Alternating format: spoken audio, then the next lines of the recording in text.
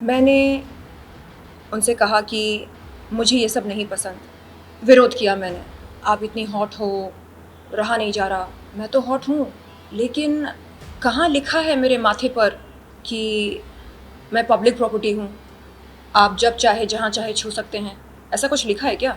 छेड़खानी करी मेरे साथ, यहाँ वहाँ हाथ लगाकर। मैंने कहा अभी तो बात हुई हमारी, मैंने कहा मुझे नहीं पसंद इस तरह का व्यवहार। वो इन्वेस्टर बेसब्री से मेरा इंतज़ार कर रहा था। 5 अप्रैल से 12 अप्रैल तक मैं दुबई में थी। हाल ही में मेरी मुलाकात हुई एक इन्वेस्टर से। मुझे याद नहीं करना है कि उस रात को क्या हुआ, लेकिन आपके सामने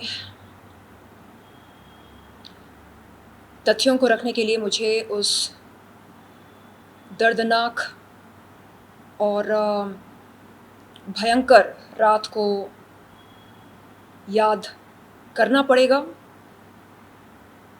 बहरहाल 12 अप्रैल की सुबह को मैं दुबई से मुंबई पहुंची। उस दिन दोपहर में एक मैनेजर ने मुझे कॉल करके कहा कि एक इन्वेस्टर मुझसे मिलना चाह रहे हैं मेरे प्रोजेक्ट्स में इन्वेस्टमेंट करने के लिए। उस मैनेजर ने कहा कि वो इन्वेस्टर बेसब्री से मेरा इंतज़ार कर रहा था। 5 अप्रैल से 12 अप्रैल तक मैं दुबई में थी। 12 अप्रैल की सुबह को मैं मुंबई पहुंची और पहुंचने के बाद मुझे ये सूचना मिली। 12 अप्रैल की शाम को मैंने अंधेरी वेस्ट के एक म्यूज़िक रिकॉर्डिंग स्टूडियो में एक हिप हॉप सॉन्ग की रिकॉर्डिंग करी। उसके बाद मैं घर पहुंची। घर पर मेरे मैनेजर आए और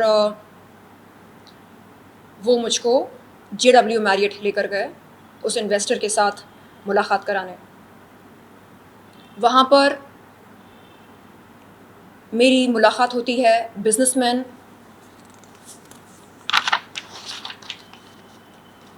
सुनील पारसमणि लोढ़ा से, जिनका नाम FIR में मौजूद है।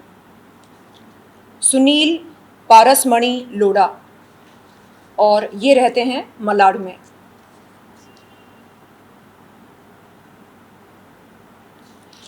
इस शख्स ने मुझसे मिलते ही मेरी तारीफ़ करना शुरू करी। कहा कि ये मेरे बहुत बड़े फ़ैन हैं, मेरे प्रोजेक्ट्स के साथ जुड़ना चाहते हैं।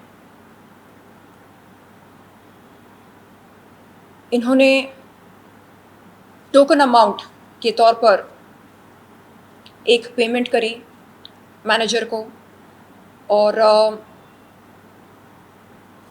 उसके अलावा गुड लक के तौर पर एक पेमेंट करी मुझको। मैंने उनसे कहा कि टोकन अमाउंट और गुड लक अमाउंट दोनों को मिलाकर मैं एक अबव एवरेज म्यूज़िक वीडियो नहीं बना पाऊँगी। मैंने कहा कि मेरे म्यूज़िक वीडियो का बजट 15 लाख से 20 लाख के आसपास है। उन्होंने कहा कि मैं इस टोकन अमाउंट को स्वीकार करूं और बाकी की फंडिंग वो बाद में करेंगे मेरे अकाउंट में। बहरहाल हमारी बातचीत चलती रही उस रात लगभग 12:30 बजे के आसपास, और उसके बाद मैंने उनसे कहा कि मुझे निकलना है, घर पहुंचना है, क्योंकि सवेरे जल्दी उठना है। उन्होंने कहा कि उनके पास उस समय ड्राइवर नहीं था, तो मैंने उन्हें लिफ्ट ऑफ़र करी। मैंने कहा कि मेरा ड्राइवर मुझे पहले घर छोड़ेगा, उसके बाद उन्हें उनके घर छोड़ेगा।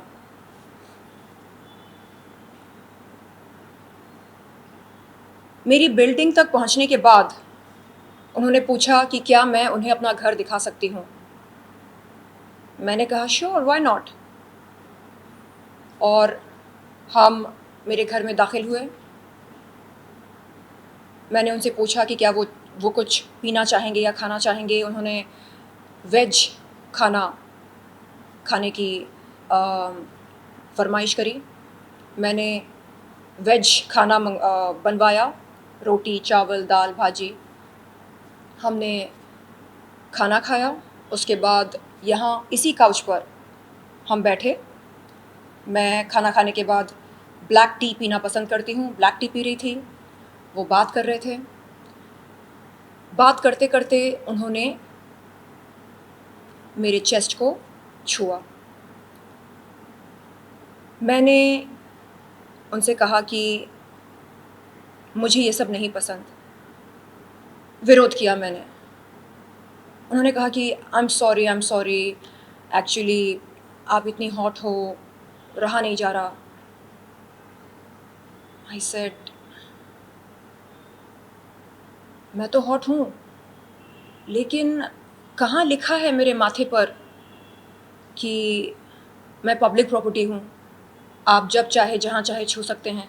ऐसा कुछ लिखा है क्या? तो नहीं नहीं नहीं, आप मुझे गलत समझ रहे हैं, आई एम सॉरी। मैंने उनसे कहा कि मेरा ड्राइवर नीचे आपके लिए इंतज़ार कर रहा है, आपको ड्रॉप करने के लिए। वो आपको ड्रॉप करके छुट्टी करेगा। आप प्लीज़ ज़रा जल्दी कीजिए, आपको भी देर हो रही होगी। उन्होंने कहा कि मैं ड्राइवर को छुट्टी दे दूँ, ड्राइवर को उनके लिए परेशान ना करूँ, और वो किसी कैब से अपने घर पर चले जाएंगे। तो मैंने ड्राइवर को छुट्टी दे दी। उसके बाद मैंने उनसे कहा कि मैं ज़रा चेंज करने, फ्रेशन अप करने अंदर जाती हूँ। उसी समय उन्होंने चार्जर की मांग करी। उनका सेल फ़ोन बहुत ही लो बैटरी पर था। तो मैं बेडरूम में गई चार्जर लाने। वो चले आए बेडरूम में। अगेन छेड़खानी करी मेरे साथ, यहाँ वहाँ हाथ लगाकर। मैंने कहा अभी तो बात हुई हमारी, मैंने कहा मुझे नहीं पसंद इस तरह का व्यवहार। तो नहीं नहीं नहीं, आई एम सॉरी, गलती हो गई। आई सेड अभी तो आपने सॉरी बोला था कुछ देर पहले। तो नहीं नहीं नहीं नहीं नहीं, अब मैं नहीं करूँगा, आई एम सॉरी। मुझे बड़ा अजीब लगा। मैंने कहा कि कोई गलतफहमी हो गई होगी, मतलब पता नहीं क्या चल रहा था उनके दिमाग में। मैंने कहा क्या आपसे कुछ कहा गया जो मुझे नहीं मालूम है? क्या मैनेजर ने ऐसा कुछ कहा आपसे? तो नहीं नहीं, ऐसे एक सेकेंड आप रुकिए, मैं कॉल करती हूँ मैनेजर को। मैंने कॉल किया। रात के मेरे ख्याल से 2 ढाई बज रहे थे शायद, या 3 बज रहे थे। मेरे सेल फ़ोन के कॉल लॉग में सब कुछ लिखा है, स्पष्ट रूप से दिखाई देगा। वो मैंने पुलिस को जानकारी दी है। 2:30 या 3 बज रहे थे। तो मैंने उनको कॉल किया, कॉल रिसीव नहीं किया उन्होंने। मैंने कहा इनसे कि वो कॉल रिसीव नहीं कर रही हैं, तो एक काम करते हैं, हम बात करते हैं सवेरे, एक ग्रुप मीटिंग कर लेते हैं। तो वो चिढ़ने लगे। क्यों क्यों ग्रुप मीटिंग क्यों? ऐसे क्योंकि हो सकता है कि आपसे कुछ कहा गया हो जो मुझे नहीं मालूम हो, और जिस तरह आप बिहेव कर रहे हैं मुझे अजीब लग रहा है। यानी अभी अभी हमारी मुलाकात हुई, मैं आपको घर पर लेकर आई, मैंने आपके लिए खाना बनवाया, मेहमान नवाजी करी आपके लिए, आपको सम्मान दे रही हूँ, लेकिन आप रेसिप्रोकेट नहीं कर रहे हैं। तो नहीं नहीं नहीं, ऐसा नहीं वैसा नहीं, आई एम सॉरी, मैं पैर पड़ता हूँ, मैं माफ़ी मांगता हूँ। तो फिर धीरे धीरे मूड चेंज करने के लिए वो कुछ चुटकुले सुना रहे थे मुझको। एनीवे, मैंने कहा कि देखिए मैं बहुत थकी हुई हूँ, मैं सोना चाह रही हूँ। तो आप देखिए, आपकी कैब की बुकिंग कीजिए ज़रा। तो अचानक उनका ये माइंड ट्विस्ट हो गया, माइंडसेट अचानक बदल गया। मुझे बोलते हैं आपको पता है ये पेमेंट मैंने क्यों करी, टोकन अमाउंट? आई सेड हाँ, म्यूज़िक वीडियो के लिए। नहीं। आई सेड तो फिर? आपको आपके मैनेजर ने बताया नहीं? आई सेड हाँ, आप ही के सामने बताया। तो उसने कहा कि नहीं, एक्चुअली आपके साथ समय बिताने के लिए। आई सेड ऐसा तो नहीं बोला उसने, और वहाँ पर भी आपने यही कहा था कि म्यूज़िक वीडियो के लिए है। तो नहीं नहीं नहीं, आपको गलतफहमी हुई है। ऐसे जो कुछ भी है, हम सवेरे एक ग्रुप मीटिंग कर लेते हैं या कॉन्फ्रेंस कॉल पर बात कर लेते हैं, ताकि दूध का दूध पानी का पानी हो जाए। बट बंदा मान नहीं रहा था।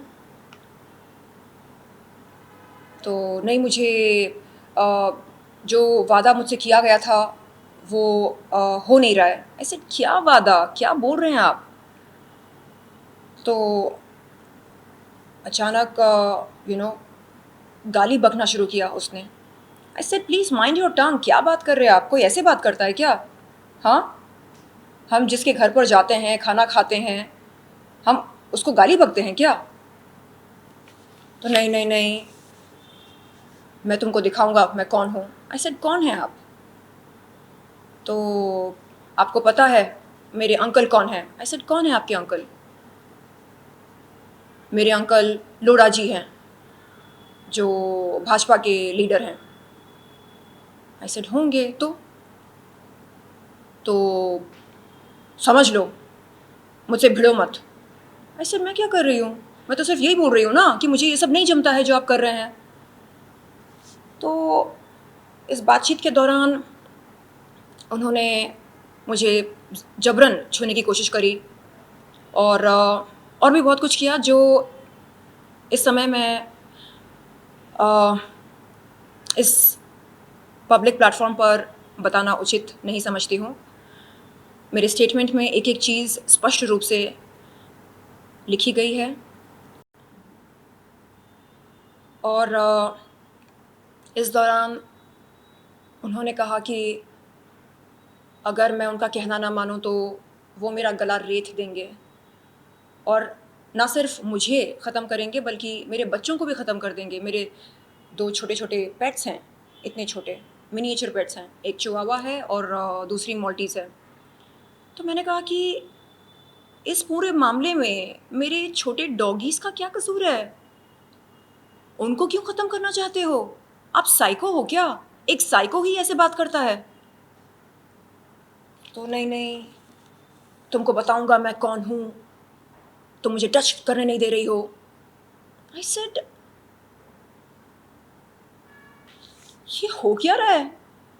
मतलब आपको मान सम्मान दिया, मैंने लिफ्ट ऑफर करी, घर पर बुलाया, बिठाया, हाँ, खाना बनवाया, आप ऐसे बात कर रहे हैं, ऐसे बिहेव कर रहे हैं। मैं बोल रही हूँ मत करो ये सब, आप सुन नहीं रहे। तो बात बहुत ज़्यादा बिगड़ रही थी, और मैं परेशान हो गई जब उसने बोला कि आपको आपका गला रेत दूंगा, आपके बच्चों का गला रेत दूंगा, और यहाँ मतलब बेडरूम से यहाँ, यहाँ से बेडरूम, यहाँ पर तमाशा, और फिर सीधे किचन में जा रहा था। ऐसे आप किचन में क्यों जा रहे?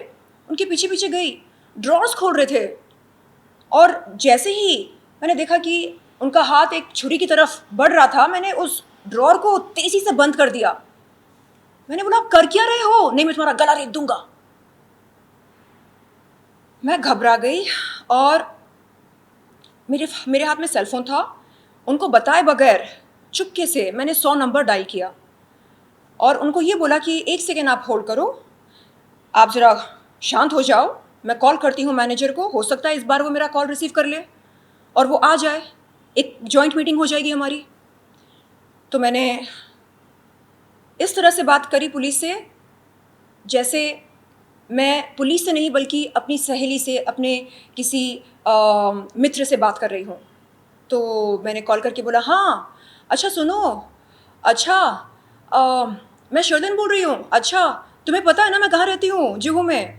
तो मैंने एड्रेस उसको सुनवाया, और वहाँ पर पुलिस महिला ऑफिसर कह रही थी ये पुलिस है, ये पुलिस है, आपने क्या गलत नंबर डायल किया, ये पुलिस है। मैंने कहा हाँ हाँ हाँ, मैं जानती हूँ, मैं जानती हूँ। उनको मैं बताना चाह रही थी कि हाँ मैं जानती हूँ कि मैंने पुलिस को कॉल किया, तो आप प्लीज़ जल्दी आइए यहाँ पर, क्योंकि जिस मित्र से आपने मिलाया मुझको, वो मुझे ख़त्म करना चाह रहे हैं, मेरे बच्चों को ख़त्म करना चाह रहे हैं। आप प्लीज़ जल्दी आइए, मैं बहुत परेशान हूँ। तो इतनी जानकारी काफ़ी थी पुलिस को मेरी मदद करने के लिए। उसके बाद मैंने तुरंत लाइन काट दी, क्योंकि वो मेरा फ़ोन छीनना चाह रहे थे। और मैं धन्यवाद देती हूँ मुंबई पुलिस को, जो मेरे कॉल करने के 5 से 7 मिनट में पुलिस यहाँ पर पहुँच गई और उस बंदे को वैन में बिठाया और पुलिस चौकी लेकर गए। उसके कुछ देर बाद मैं भी जुहू पुलिस चौकी पर पहुँची। आज भी जब उस हादसे को मैं याद करती हूँ तो मुझे लगता है कि अगर मुंबई पुलिस टाइम पर नहीं पहुँचती तो पता नहीं मेरा क्या हश्र होता।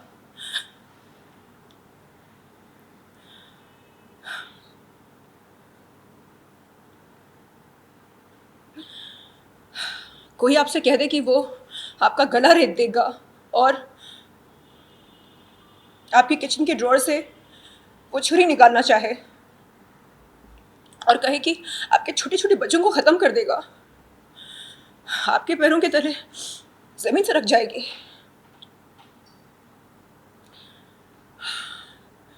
बहरहाल चालाकी से मैंने पुलिस को कॉल किया और उसे मालूम नहीं होने दिया। पुलिस के आने से पहले मैंने उसको बताया कि तैयार हो जाओ,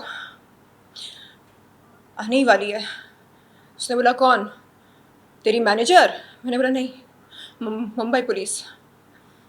तो फिर वो हंसा। उसने बोला कि तू पागल है क्या, तुझे क्या लगता है तू मेरे खिलाफ केस करेगी, मुझे अंदर करेगी, अंदर कराएगी? मैंने बोला हाँ, ऐसा लगता है मुझे और ऐसा होना भी चाहिए।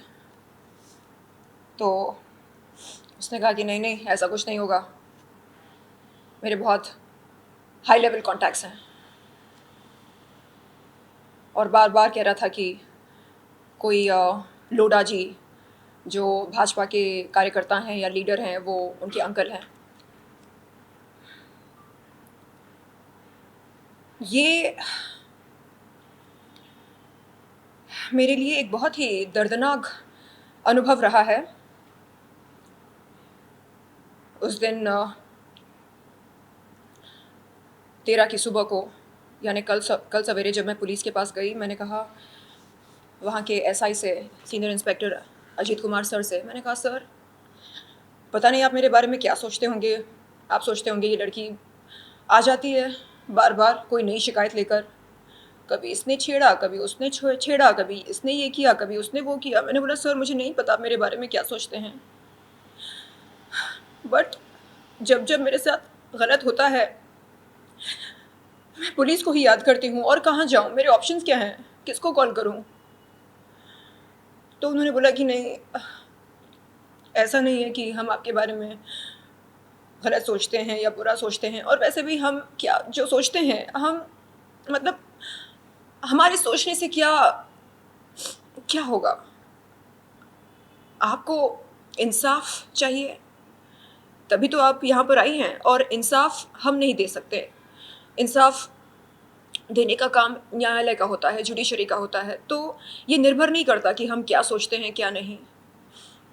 मैंने बोला नहीं, निर्भर करता है, मेरे लिए करता है आप मेरे बारे में क्या सोचते हैं, क्योंकि अगर आप मुझे सीरियस नहीं लेंगे तो फिर आप इन्वेस्टिगेशन कैसे करेंगे, सबूत कैसे इकट्ठे करेंगे? बहरहाल उन्होंने मेरा स्टेटमेंट रिकॉर्ड किया और ये एफआईआर दर्ज करी।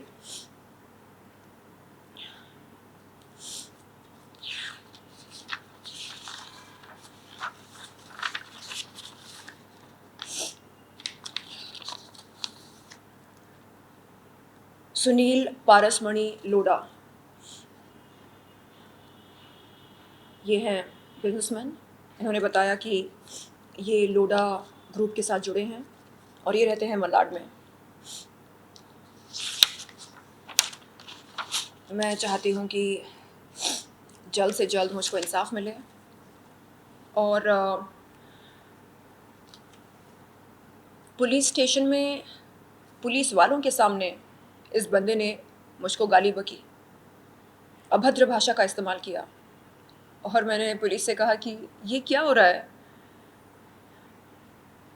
आप कानून के रक्षक हो और आपके इस स्टेशन में, कार्यालय में कानून की धज्जियां उड़ाई जा रही है। तो ये क्या है? ये तो बहुत अजीब विडंबना है। यानी एक बंदा, एक आरोपी पुलिस के सामने खड़े होकर पुलिस स्टेशन में एक पीड़ित महिला को गाली बकता है। क्या कहा जाए? मेरे ख्याल से ये जो इन लोगों के सरों पर पावर का नशा चढ़ा होता है, ये उसका परिणाम है।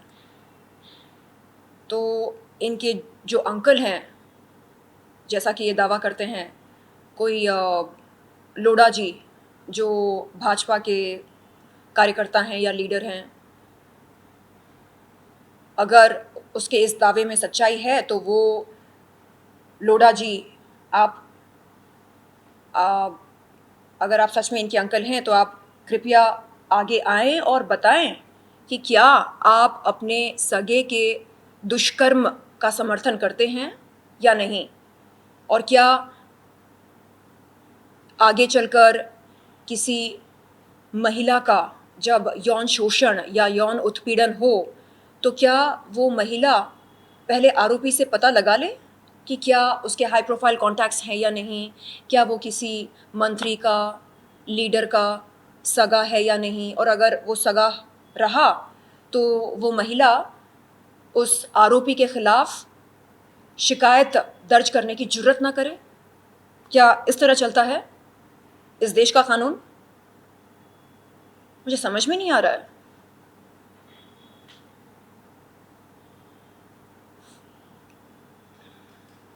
यानी जब मेरे साथ ऐसा हो सकता है तो मैं ये सोचती हूँ कि आम महिलाओं के साथ क्या कुछ नहीं होता होगा, और बेचारी महिलाएं आगे नहीं आती होंगी ये सब बताने के लिए।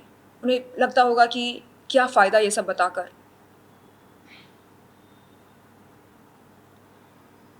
तो आज आपके माध्यम से मैं उन तमाम पीड़ित महिलाओं को ये संदेश देना चाहूँगी कि आप अकेली नहीं हैं, मैं आपके साथ हूँ। आपके लिए मैं क्या कर सकती हूँ, क्या नहीं, ये वक्त बताएगा।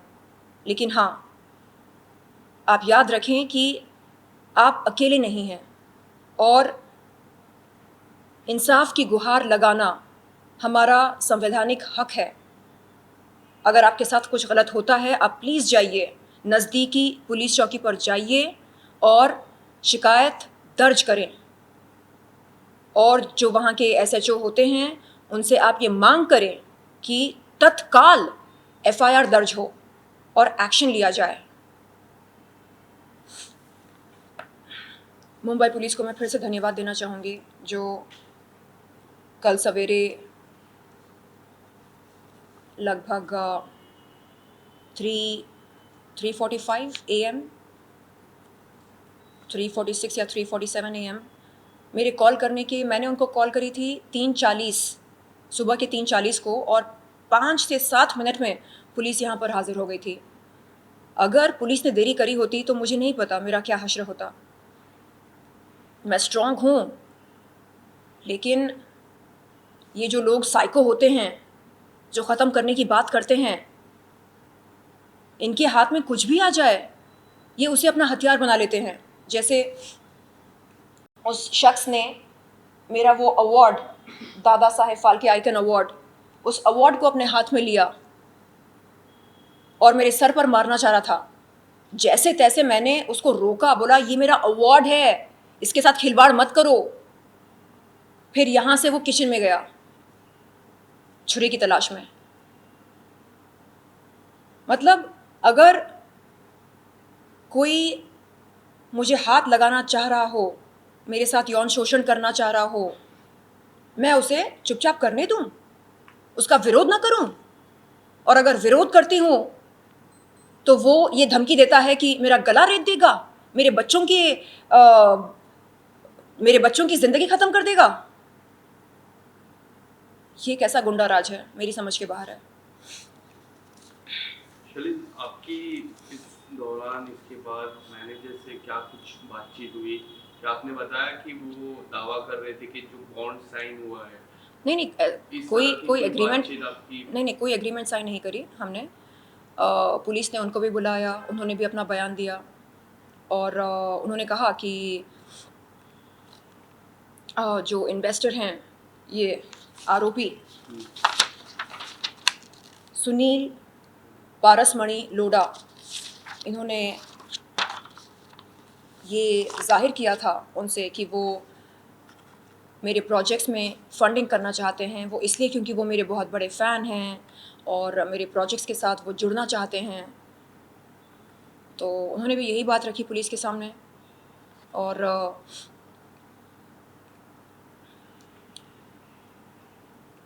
उनको नहीं मालूम था कि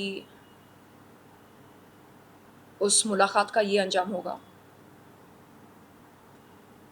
तो मैं ख़ुद को खुशनसीब मानती हूँ जो आज मैं ज़िंदा हूँ आप सबके सामने।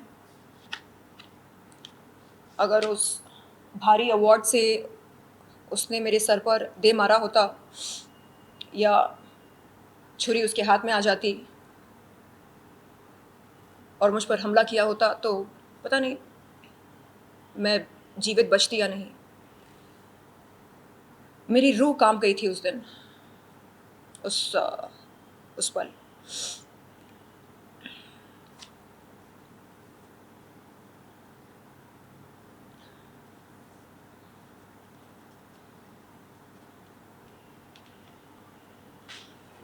मैं आज भी ये पूछती हूँ खुद से कि मेरी गलती क्या थी।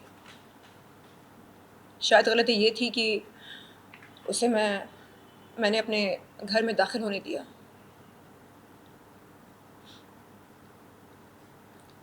मुझे नहीं मालूम था कि घर पर आकर खाना वाना खाकर वो अपना आपा खो बैठेगा और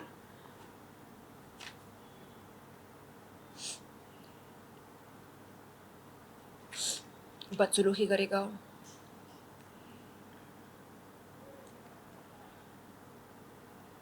मेरे जो आलोचक हैं वो अक्सर कहते हैं कि ऐसा क्यों होता है कि हर बार सिर्फ शर्लिन चोपड़ा का यौन शोषण होता है या हर बार सिर्फ शर्लिन चोपड़ा के साथ अत्याचार होता है। दरअसल ऐसा नहीं है कि हर बार सिर्फ मेरे साथ होता है, सबके साथ होता है, अधिकतर महिलाओं के साथ होता है, लेकिन वो अपने अनुभव को साझा नहीं करती हैं। वो ऐसे दर्दनाक अनुभव को अपने दिल में दफना कर रखती हैं। मैं मीडिया के सामने आकर अपने सच को उजागर करती हूँ। किस लिए? ताकि इस समाज की पीड़ित महिलाओं को हिम्मत मिले, हौसला मिले। आगे चलकर मैं चाहूँगी कि उन पीड़ित महिलाओं के लिए मैं कुछ कर सकूँ, लेकिन उनके लिए कुछ करने से पहले मैं अपने लिए कुछ कर लूँ। अगर मैंने अपने लिए स्टैंड नहीं लिया तो मैं दूसरों के लिए क्या स्टैंड ले पाऊँगी?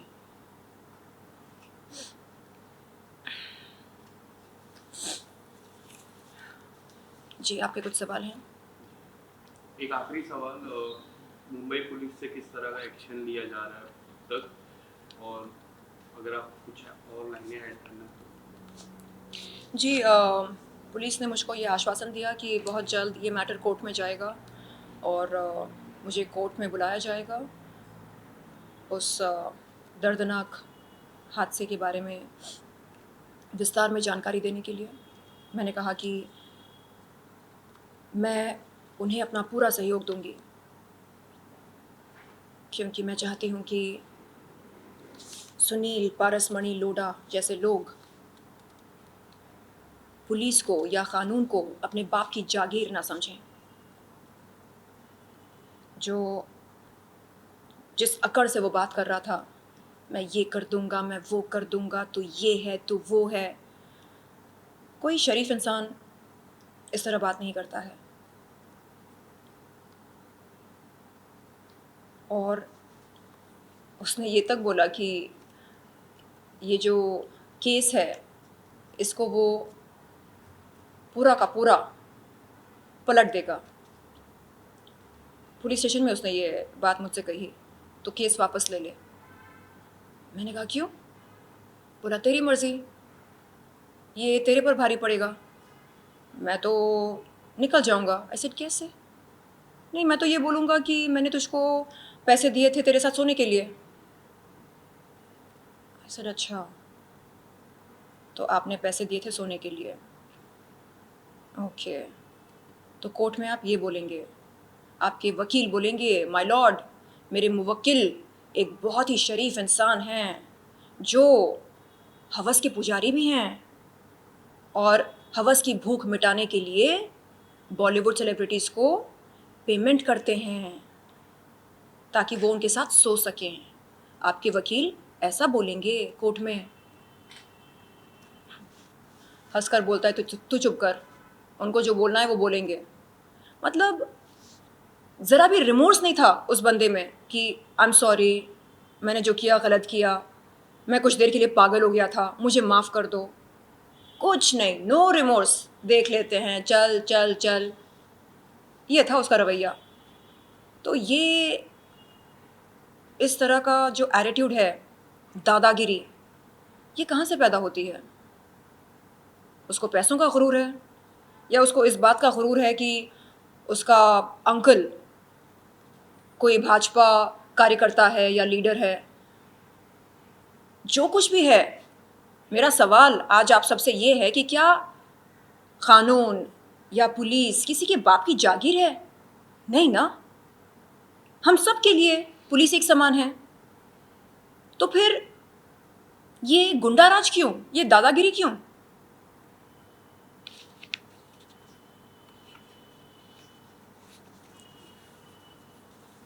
कितना बेवकूफ़ है वो, बोलता है कि मुझको आरोपी बनाएगा वो इस पूरे मामले में। क्या कहकर? ये कहकर कि उसने पैसे दिए मेरे साथ सोने के लिए।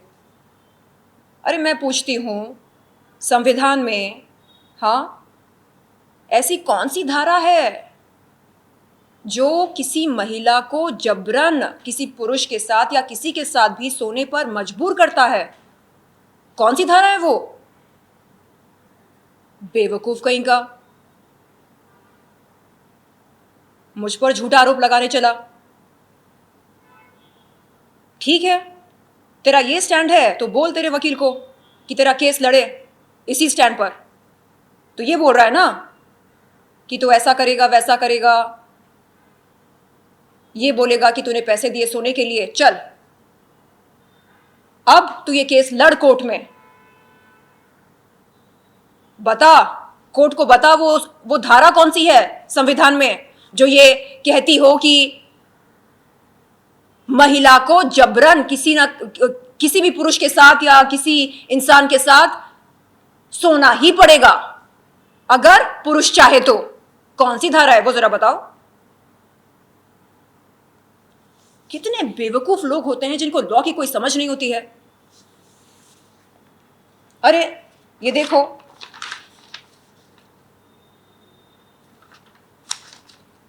IPC 354, हाँ,